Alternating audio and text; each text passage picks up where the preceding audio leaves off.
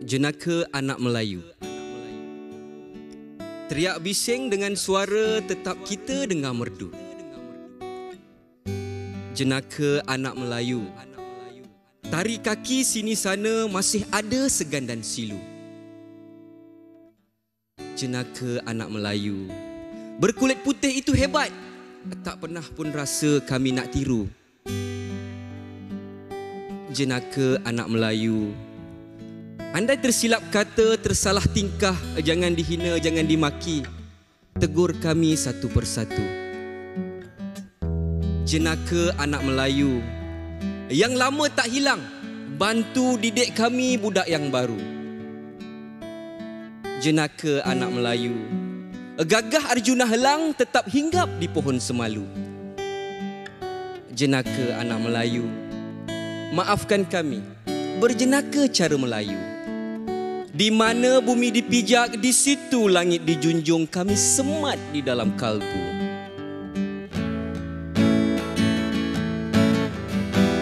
Jenaka anak Melayu. Jenaka anak Melayu. Senyum simpul di tanah Melayu. Wah, hebat. Itu dia puisi Jenaka Anak Melayu. Kita nak jumpa AJ Hafiz juga bersama dengan kita. Cik bang. Sambil tu kita nak perkenalkanlah tetamu-tetamu kita hari ini yang terdiri pada jejaka-jejaka anak Melayu ya. Ya. Okey. Semua pelawak sebenarnya. Oh, semua pelawak. Yang bersama dengan kita hari ini kita ada Dr. Tengku Azmadi Tengku Muhammad yang merupakan seorang perunding keluarga dan motivasi. Assalamualaikum. Lama kita tak jumpa. Waalaikumsalam. Itulah lama sungguh. Ya. Jadi bila jumpa tu rasa macam dah selalu jumpa pula. Ya, nampak. Okey, mesra saja. Okey, kita juga bersama dengan Abang Ropi. Ya, terima kasih. Buat lawak sikit. Terima kasih panggil abang. Alamak, terkeluar pula. Dan juga kita ada AJ Hafiz yang telah baca puisi tadi. Reklamasi Yang puisi. Kalau kita tengok daripada puisi tu pun kita dah nampak point dia. Yes. Lawak dan adab sekarang ini banyak peristiwa kan, situasi yang terjadi sekarang ini di mana-mana nak dilawakkan. Di mana-mana nak bercakap kelakar. Tapi kadang-kadang tak menjaga hati orang. Betul. Kan, tak fikir apa perasaan orang lain. Jadi mungkin kita boleh mulakan dengan Abang Ropi lah. Kalau kita tengok situasi sekarang, terkejut terus. Kalau sebagai seorang pelawak sendiri, apabila melihat semua orang yang ada mungkin sense of humor tu kan, ada punchline sikit je, dia terus nak ni. Adakah semua tempat, semua situasi kita boleh lawakkan? Begini, doktor. Bila dudukkan rasa macam protokol. Okey.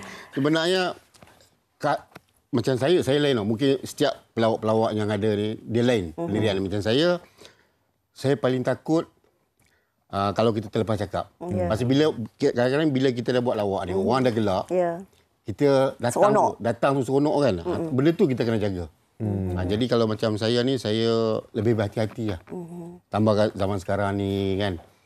Zaman orang je, mudah dikecam, apa semua boleh Di ujung jari je kan. jadi saya jadi takut lah sekarang. Jadi saya lebih berhati-hati lah. Kalau pernah tak ternaik share sikit? Banyak kali. Itu banyak kali. Betul banyak kali.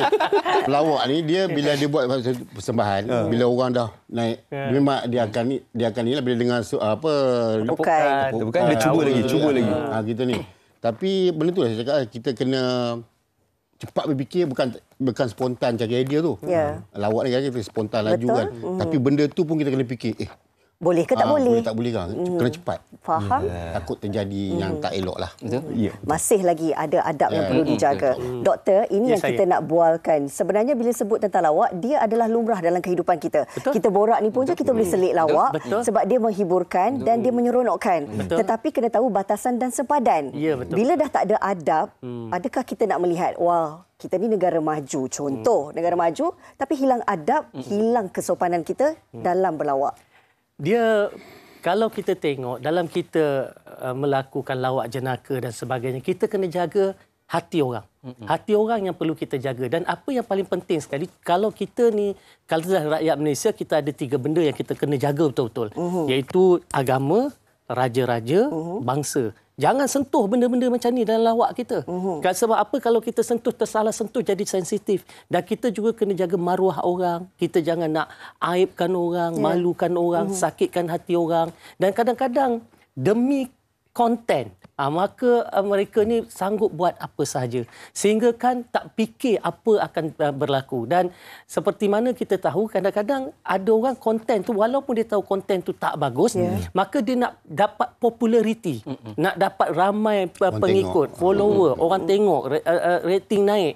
Dan kemudian baru kita nampak apa agenda kedua dia. Agenda kedua dia mungkin dia nak jual barang ke, dia adalah benda-benda dia nak promosikan, benda yang nak promosikan. Jadi kita ni kena bijak, kita kena bijak sebab apabila kita buat sesuatu, kita cakap sesuatu, benda tu sekarang ni tular, dah tak boleh patah balik dah. Setuju. Kan? Nama kalau dah buruk dah. Dah kena kecam dah. Jadi oleh sebab itulah kita kena jadi orang yang bijaksana dan berhikmah. Kalau kita tengok, Nabi pun melawak juga. Nabi ada melawak. Kan? Sebab ada makcik tua ni kata minta doa dia masuk syurga. Dan Nabi kata apa? Dalam syurga tak ada orang tua. Kan? Menangis makcik ni. Kan? Orang tua ni menangis. Lepas tu Nabi pun beritahu sahabat tolong pujuk dekat orang tua tu. Sebab yang masuk syurga, semua yang masuk syurga, yang tua pun akan jadi muda. Gurau senda. Gurau senda. Jadi gurau itu tidaklah sampai kepada mengaibkan, memalukan. Kan? Jadi itu dia. Okey, tadi doktor dah sebut pasal orang buat lawak untuk fame, untuk konten. AJ Hafiz antara pelawak yang dapat join pelawak lama dan juga pelawak generasi baru. Betul tak? Belum popular. Generasi tu. Ya. Dua-dua generasi AJ Hafiz dapat join. Tapi bila tengok zaman sekarang ni kan, orang sanggup nak buat benda-benda yang boleh dikatakan tidak bermoral kan. Lawak-lawak yang main-main untuk dapatkan bad publicity tersebut. Sebab orang kata bad publicity is still publicity. Jadi apa komen AJ Hafiz dalam benda? Saya rasa saya tak layak lah sebelah Abang Rompi, doktor. Tapi siapa-siapa pun boleh bagi pendapat. Macam kita sebenarnya dalam kehidupan bagi saya. Dalam kehidupan kita ada border, doktor. Betul tak? Negara kita pun ada border, tak boleh keluar suka hati, kena guna pasport. Macam kita hari ni MHI, ada border, saya tak boleh cakap dekat sana, keluar frame.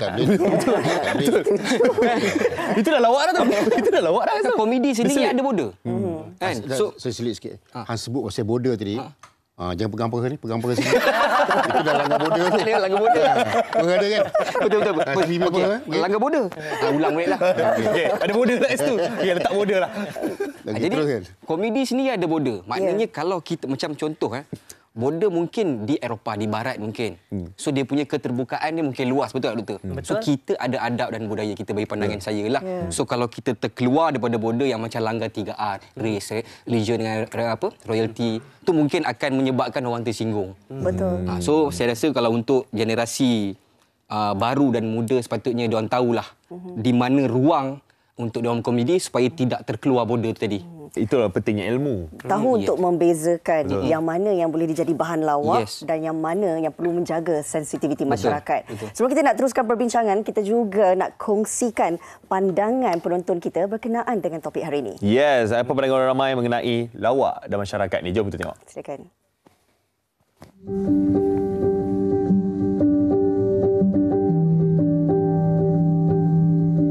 Pandangan saya, perkara sepatutnya tak berlaku lah. Sebab dia menyentuh sensitiviti beberapa pihak. Jadi kita perlulah ambil serius terhadap perkara-perkara seperti ini supaya kita dapat kekalkan lagi perpaduan yang terdapat dalam Malaysia ni. Sebab kadang-kadang jenaka ni pun ada yang tersentuh kan. So perkara-perkara macam ni kita perlu aware. Lepas tu kita perlu be careful lah bila keluarkan kata-kata. Sebab pelajak perahu boleh undur kan, tapi pelajak kata nanti payah pula kan. Untuk pelawak-pelawak tu tak salah mereka nak bergurau. Cumanya mereka perlu fikirlah sebelum melakukan lawak tu.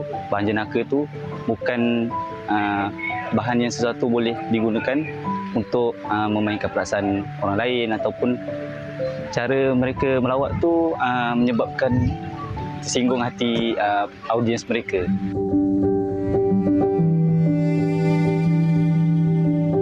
Sebagai kawan, patutnya kita tegur lah kan. Tapi honestly lah, kita just cakap apa pandangan kita. Sebab benda tu kadang-kadang sebab perasaan kita. So just tell the truth. Saya akan tegur lah. Rasanya kau tak perlulah bergurau macam ni. Sebab setiap orang dia ada limit tak kesabaran dia kan. Dan gurau ni, orang kata gurau ni bertempat lah kan. Kadang kita gurau ni tak menjaga sensitiviti orang lain.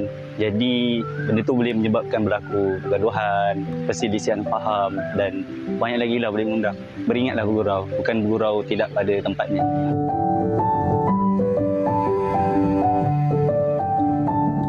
Tak patutlah dia buat lawak macam tu. Tak elok lah. Sebab dia macam menyentuh yang tak sepatutnya tu, memang buat orang marah lah. Kalau saya nak beri direct pesanan kepada mereka, maybe diorang sebelum nak cakap buat lawak macam tu, maybe diorang kena letak dulu diri sendiri kat dalam tempat masa-masa yang dah lalui situasi macam ni kan. Sebab saya rasa benda-benda macam ni pada diorang mungkin lawak, tapi sebab diorang dah pernah melalui kan macam masa kan. So benda tu sangat-sangat sensitif dan sangat-sangat tak patut lah. Kita boleh ban lah orang macam ni ya.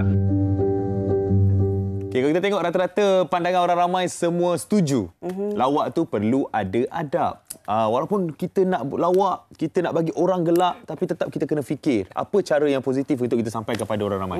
Kita nak kongsikan jugalah kalau kadang-kadang bila kita terlampau seronok sangat, bab kata Abang Ropi tadi, kita naik share kan, kita terlupa seketika. Tapi sebagai seorang pelawak, apa agaknya tanggungjawab yang perlu dibawa untuk dalam masa yang sama kita menghiburkan orang, tetapi dalam masa yang sama juga kita memberi manfaat kepada orang? Ini soalan ni doktor. Agak merumitkan dengan minda. Jaga bodoh. Bodoh, okey. Dia jangan peha. Macam saya besar kan tanggungjawab tu. Tanggungjawab tu besar. Bagi saya kan, setiap orang ni lain-lain dia punya cara kan. Macam saya ni, saya lebih berhati-hati lah sebenarnya. Senang cakap kan. Contoh macam ni saya cerita sikit lah masa saya buat JKK kan. Saya dengan BU dengan Salman. Saya minta izin dulu. Man, nanti kalau abang buat macam ni boleh Man. Kan? Saya minta izin dengan dia dulu. Begitu juga BU. Kalau saya main pasal telinga dia ke apa kan, saya minta izin dulu. Kalau dia bagi saya buat. Sebab benda ni kita pun takut juga awal. Kita pun walaupun dah lama kenal kan. Jadi kita kena tanya dulu. Satu lagi kita kena ingat sebab ada juga yang budak-budak baru ni dengan saya. Baru kenal dah lawak kasar je kan. Dia tengok apa hal ni kan. Dia tak tahu kau baru kenal kan. Macam kita dah lama kenal bertahun tu kita lain cerita lah. Ni baru kenal baru buat seminggu ni. Dia bagi kita adalah. Saya kena jugalah baru-baru ni kan. Tapi ada tak Abang Ropi nasihatkan dia, bagi cerita dekat dia supaya macam okey cara dia begini. Tak ajar adab betul. Saya belum tak cerita lagi sebab saya pun baru kenal dia. Baru first time tahu dia siapa kan, tapi saya baru jumpa dia. Bukan saya lah kan. Bukan. Jadi saya just macam tengok dia, saya jauhkan sikitlah. Border sendiri, buat border sendiri. Buat border sendiri. Dia tak boleh ni, style dia macam ni. Cuma kita tak dapat jumpa selepas tu dapat bercakap dengan dia. Masa tu dia terus balik kan. Itulah kadang-kadang tu. Okey, AJ Hafiz pernah buat stand up comedy? Pernah. Betul, pernah buat stand up comedy. Pernah tak berhadapan dengan situasi yang AJ Hafiz sendiri yang terlebih? Dah alamak. Tiba-tiba AJ Hafiz tersedar yang macam, aku dah terlebih ni. Macam mana nak tarik balik benda tu ke landasan yang betul? Okey, so far bukanlah nak puji diri sendiri. Confirm lah. Silakan puji. Lawak yang orang tak gelak tu banyaklah. Tapi yang kata terlebih tadi tu tak ada. Sebab itulah komedian ni sebenarnya bagi saya lah. Kadang-kadang kita memperbodohkan diri kita atas pentas kan. Untuk komedi. Tapi kita bila di bawah pentas antara golongan profesional dan bijak pandai lah. So kita ada prep, kita ada persediaan yang orang kata apa, kita dah tahu dah konten apa kita nak bawa. Jadi kalau kata berbalik kepada soalan tadi, saya tak pernah lah terlepas benda-benda yang orang kata apa, terkeluar pada border tadi, melanggar landasan, tak adalah. Dia banyak ilmu. Cuma hantar punchline orang tak gelak tu banyak. Berilmu.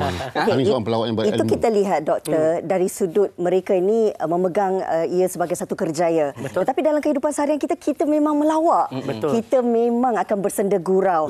Kita juga perlu mengingatkan diri kita batasan dan sepadanya. Sebab kalau duduk saja ni banyak Haziq usik saya melawak dengan saya. Saya duduk je. Rasa kan tak terasa je.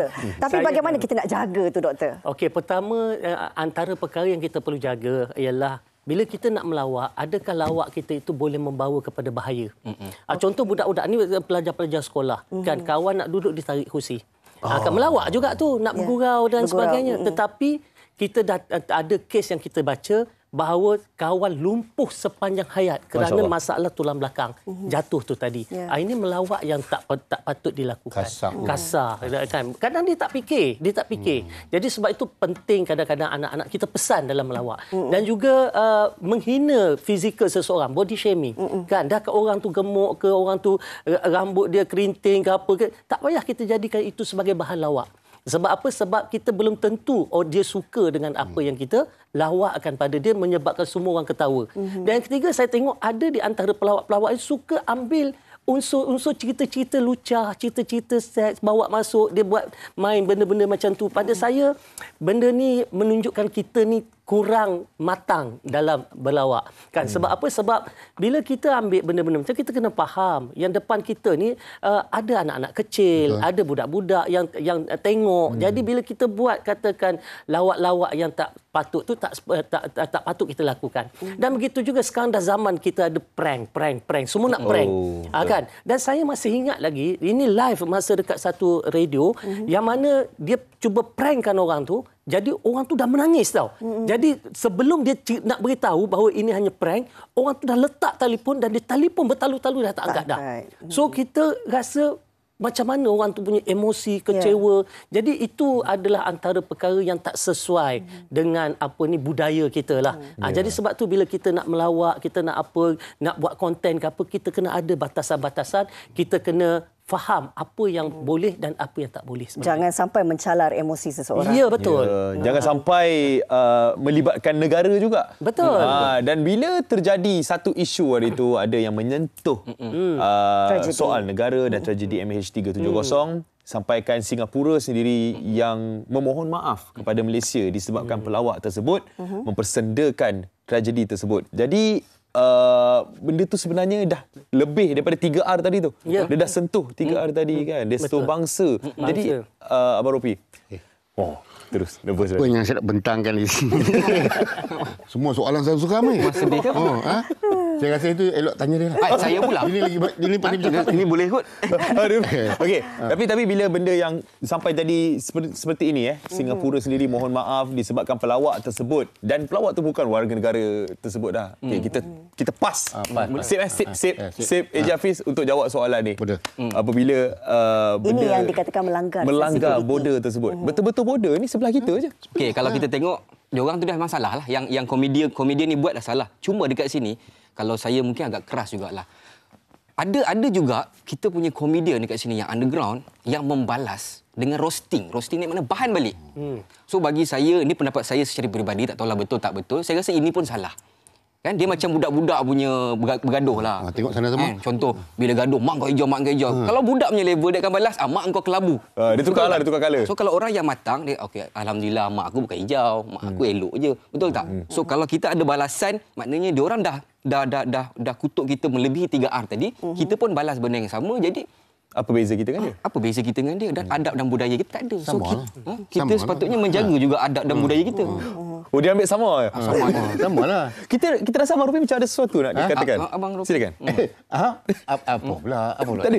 Agaknya apa pesanan yang boleh kita sampaikan kepada generasi muda hari ini yang rasa bahawa dunia lawak ni boleh dijadikan kerjaya tapi perlu ada batasnya. Betul. Okey, terima kasih studio. Abang ada pakai? Ada pakai. Kecil je lah. Untuk generasi untuk pelawak lah kan, bakal-bakal pelawak ni, kita cerita pelawak kan. Kalau boleh zaman sekarang ni betul-betul kena berhati-hati lah. Jangan ingat dah jadi pelawak ni seronok kan. Jadi susah sebenarnya benda tu, nanti kalau kita salah je habis ni. Habis kariernya. Habis. Benda ni boleh menjatuhkan kita dan boleh menaikkan kita. Nasib kalau kita buat benda baik tu, alhamdulillah lah. Kalau benda yang kita rasa benda tu baik tapi sebenarnya tak baik, kena juga. Biasalah manusia ni.